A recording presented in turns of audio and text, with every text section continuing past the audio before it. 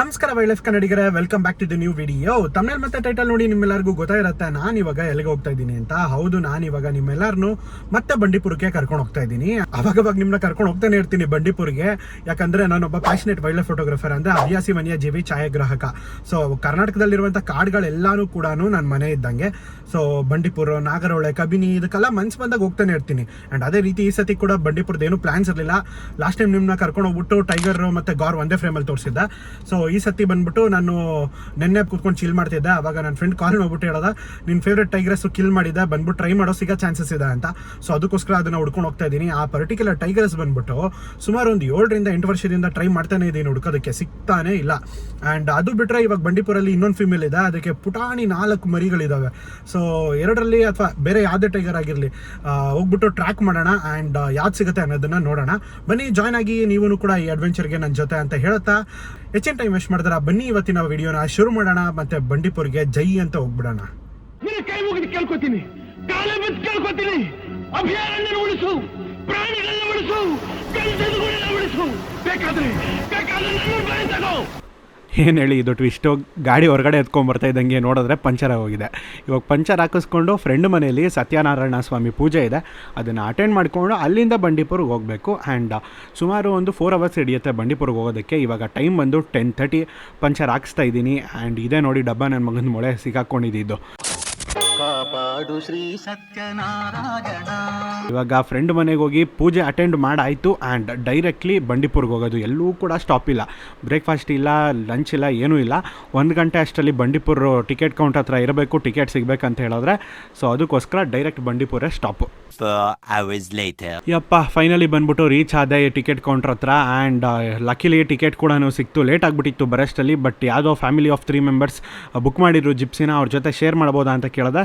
ಅವರು ಶೋರ್ ಅಂತ ಹೇಳ್ಬಿಟ್ಟು ಹತ್ತಿಸ್ಕೊಂಡಿದ್ದಾರೆ. ಇವಾಗ ಕಾಡು ಒಳಗಡೆ ಹೋಗ್ತಾ ಇದ್ದೀವಿ. ಆ್ಯಂಡ್ ನೆನ್ನೆ ಮತ್ತು ಇವತ್ತು ಮಾರ್ನಿಂಗು ಟೈಗರ್ ಸೈಟಿಂಗ್ ಆಗಿದ್ದಂಥ ಜಾಗಕ್ಕೆ ಹೋಗ್ತಾ ಇದ್ದೀವಿ. ಅದೇ ಸೇಮು ನಾನು ಹೇಳಿದ್ನಲ್ಲ, ನನ್ನ ಫೇವ್ರೇಟ್ ಟೈಗ್ರೆಸ್ಸು ಅವಳೆ ಸೈಟ್ ಆಗಿದ್ದು. ಸೊ ಅದೇ ಜಾಗಕ್ಕೆ ಇವಾಗ ಹೋಗ್ತಾ ಇದ್ದೀವಿ.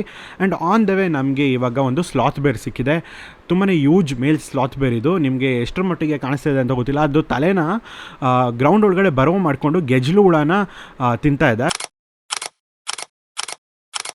ಸರಿ, ಕರಡಿ ನೋಡಿಕೊಂಡು ಮುಂದೆ ಹೋಗ್ತಾ ಇದ್ವಿ. ಆ್ಯಂಡ್ ನಮಗೆ ಇನ್ನೊಂದು ಕ್ರೇಜಿ ಸೈಟಿಂಗ್ ಕಾದಿತ್ತು. ಏನಪ್ಪ ಅಂತ ಹೇಳಿದ್ರೆ, ಕೋಬ್ರಾಗಳು ಮೇಟಿಂಗ್ ಮಾಡೋದು ನೋಡಿದೆ. ಇನಿಷಿಯಲಿ ನಾನು ಅವು ಫೈಟಿಂಗ್ ಮಾಡ್ತಿದ್ದೆ ಅಂದ್ಕೊಂಡೆ, ಯಾಕಂದರೆ ಒಂದು ಇನ್ನೊಂದಕ್ಕಿಂತ ಯೂಜ್ ಇತ್ತು ಮತ್ತು ಹುಡ್ಡೆತ್ತಿದ್ರಿಂದ ಆ ಥರ ಅಂದ್ಕೊಂಡೆ. ಬಟ್ ನನ್ನ ಫ್ರೆಂಡ್ ಕನ್ಫರ್ಮ್ ಮಾಡಿದ್ರು ಅದು ಯೂಶಲಿ ಫೈಟ್ ಆಡಲ್ಲ. ಆ್ಯಂಡ್ ಇದು ಮೀಟಿಂಗ್ ಸೀಸನ್ ಆಗಿರೋದ್ರಿಂದ ಪ್ರಾಬಬ್ಲಿ ಮೀಟಿಂಗ್ ಮಾಡ್ತಿರ್ಬೋದು ಅಂತ ಹೇಳಿ. And yes, that makes sense. But ಏನಪ್ಪ ಅಂತ ಹೇಳಿದ್ರೆ, ಜೀಪ್ ಹಂಗೆ ನಾವು ಸ್ಲೋ ಆಗಿ ಮೂವ್ ಆಗ್ತಾ ಇದ್ವಲ್ಲ, ಹತ್ರ ಎತ್ಕೊಂಡು ಹೋಗಿದ ತಕ್ಷಣ ಇನ್ನೊಂದು ವೈಬ್ರೇಷನ್ಗೆ ಹೋಗ್ಬಿಡ್ತು. ಸೊ ವಿಡಿಯೋಲಿ ಒಂದೇ ಕವರ್ ಆಗಿರೋದು. ಟ್ರಿಪ್ 1 ಅಲ್ಲಿಗೆ ಮುಕ್ತಾಯ ಆಯಿತು. ಕರಡಿ ಮತ್ತು ಹಾವನ್ನ ನೋಡಿಕೊಂಡು ಆ ಕಡೆ ಈ ಕಡೆ ಸುತ್ತಾಡೋಷ್ಟಲ್ಲೇ ಟ್ರಿಪ್ 1 ಆಗೋಗಿತ್ತು. ಸೊ ಟ್ರಿಪ್ 2 ನಾವು ಡೈರೆಕ್ಟ್ಲಿ ಇವಾಗ ಮಾರ್ನಿಂಗು ಟೈಗರ್ ಎಲ್ಲಿ ಸೈಟ್ ಆಗಿತ್ತು ಅಲ್ಲಿಗೆ ಬಂದಿದ್ದೀವಿ. ಬಟ್ ಇಲ್ಲಿ ಆನೆಗಳಿದ್ದಾವೆ. ಆ್ಯಂಡ್ ಆನೆಗಳಿದ್ರೆ ಯೂಶಲಿ ಟೈಗರ್ಸು ಹೊರಗಡೆ ಬರೋದಕ್ಕೆ ಹೆದರುತ್ತವೆ. But again depends on the particular individual. And ಇವತ್ತು ನೋಡಿದ್ರೆ ಕಾಡಲ್ಲಿ ಎಲ್ಲೂ ಕೂಡ ಬಿಗ್ ಕ್ಯಾಟ್ಸ್ಗಳದ್ದು ಪಗ್ಮಾರ್ಕ್ಗಳಿರಲಿಲ್ಲ ಅಥವಾ ಅಲಾರಾಮ್ ಕಾಲ್ಸ್ಗಳು ಕೂಡ ಇರಲಿಲ್ಲ.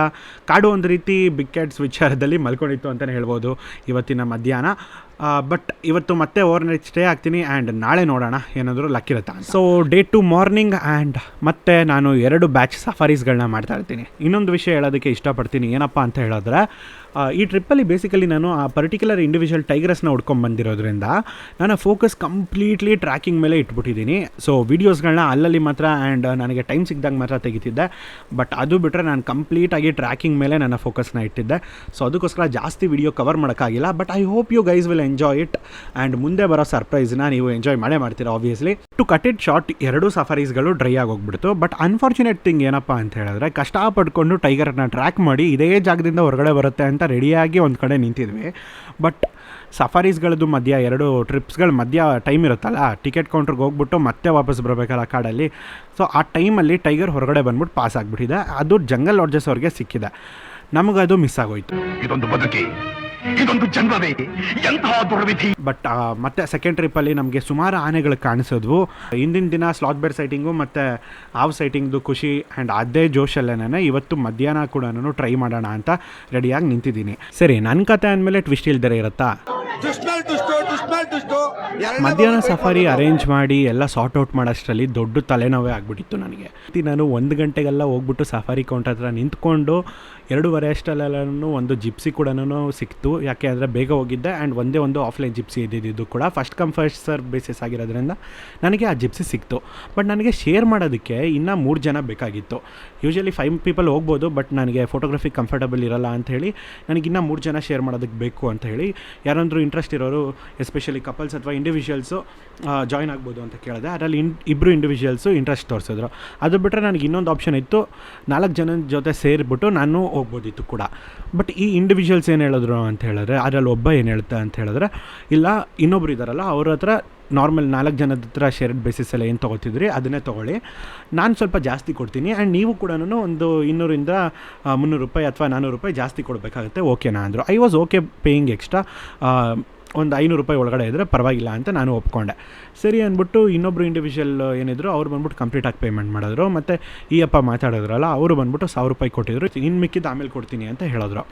ಸೊ ಸರಿ ಅಂತ ಹೇಳಿಬಿಟ್ಟು ನಾನು 1000 ರೂಪಾಯಿ ತೊಗೊಂಡೆ. ಬಟ್ ಒಂದು ಸ್ವಲ್ಪ ತಾಂದಮೇಲೆ ಅವರು ಸಫಾರಿ ಡ್ಯೂರೇಷನ್ ಎಷ್ಟು ಅಂತ ಕೇಳಿದ್ರು. ನಾನು 1 hour 45 minutes ಅಂತ ಹೇಳಿದೆ.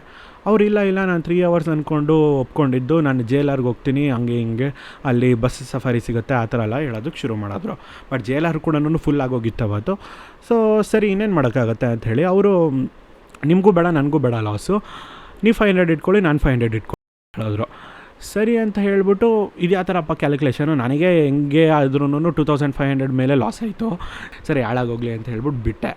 ಆ್ಯಂಡ್ ನಾವು ಇಬ್ಬರೇ ಇದ್ವಲ್ಲ, ನಾವು ರೆಡಿ ಆದ್ವಿ ಸಫಾರಿಗೆ ಹೋಗೋದಕ್ಕೆ. ಆ್ಯಂಡ್ ಇಲ್ಲೇ ನಮಗೆ ಮೇಜರ್ ಟ್ವಿಸ್ಟು ಕಾಣಿಸಿದ್ದು ಏನಪ್ಪ ಅಂತ ಹೇಳಿದ್ರೆ, ಟೈಗ್ರೆಸ್ ವಿತ್ 2 cubs, ಟೈನಿ ಕಬ್ಸ್ಗಳು ನಮಗೆ ಕಾಣಿಸ್ತು. ಕಥೆಯಲ್ಲಿ ಮುಂದಕ್ಕೆ ಹೋಗಿದ್ದೀರಾ? ಎಷ್ಟು ಮುಂದಕ್ಕೆ? ತುಂಬ ಮುಂದಕ್ಕೆ ಹೋಗ್ಬಿಟ್ಟಿದ್ದೀರಾ. ಮೇಜರ್ ಟರ್ನ್ ಆಫ್ ಇವೆಂಟ್ಸ್ ಹೆಂಗಪ್ಪ ಆಗಿದ್ದು ಅಂತ ಹೇಳಿದ್ರೆ, ನಾವಿದ್ದಂಥ ಜಿಪ್ಸಿಗೆ ಬೇರೆ ಒಂದು ಜಿಪ್ಸಿಯಿಂದ ಫಾರಿನರ್ ಫ್ಯಾಮಿಲಿ ಇತ್ತು, ಅವ್ರನ್ನ ತೆಗ್ಬಿಟ್ಟು ಇಲ್ಲಿಗೆ ಹಾಕಿದ್ರು, ನಮ್ಮನ್ನ ತೆಗ್ಬಿಟ್ಟು ಅವ್ರ ಜಿಪ್ಸಿಗೆ ಹಾಕಿದ್ರು. Because of some small problems ಏನೇನೋ ಇತ್ತು. ಸೊ ಅದಕ್ಕೋಸ್ಕರ ಸರಿ ಅಂದ್ಬಿಟ್ಟು ಅದೇ ಜಿಪ್ಸಿಯಲ್ಲಿ ನಾವು ಸಫಾರಿ ಮಾಡೋದಕ್ಕೆ ಶುರು ಮಾಡ್ಕೊಂಡ್ವಿ. ಆ್ಯಂಡ್ ಕಾಡು ಒಳಗಡೆ ಹೋಗ್ತಾ ಇದ್ದಂಗೆ ಮದರ್ ವಿತ್ ಸ್ಮಾಲ್ ಕಬ್ಸ್ಗಳದ್ದು, ಅಂದರೆ ವೆರಿ ಟೈನಿ ಕಬ್ಸ್ಗಳದ್ದು ಪಗ್ಮಾರ್ಕ್ಗಳು ಕಾಣಿಸೋದು ಶುರು ಆಯಿತು. ಆ್ಯಂಡ್ ನನಗೆ ಯಾವ ಟೈಗ್ರೆಸ್ ಟಾರ್ಗೆಟ್ ಇತ್ತು ಅದನ್ನು ಬಿಟ್ಟು ಕಂಪ್ಲೀಟಾಗಿ ಇದನ್ನು ಟ್ರ್ಯಾಕ್ ಮಾಡೋಣ ಅಂತ ಶುರು ಮಾಡ್ಕೊಂಡ್ವಿ. ಆ್ಯಂಡ್ ನಾನು ಡ್ರೈವರನ್ನ ಮತ್ತು ಗೈಡೆಲ್ಲ ಯೋಚನೆ ಮಾಡಿಬಿಟ್ಟು ಒಂದು ರೋಡ್ನ ಚೂಸ್ ಮಾಡಿದ್ವಿ, ಅಲ್ಲಿಗೆ ಹೋಗ್ತಾಯಿದ್ವಿ. ಆ್ಯಂಡ್ ಬೇಸಿಕಲಿ ಈ ರೋಡ್ ಮೇನ್ಲಿ ಚೂಸ್ ಮಾಡಿದ್ದು ಬಂದ್ಬಿಟ್ಟು ನಮ್ಮ ಡ್ರೈವರನ್ನ.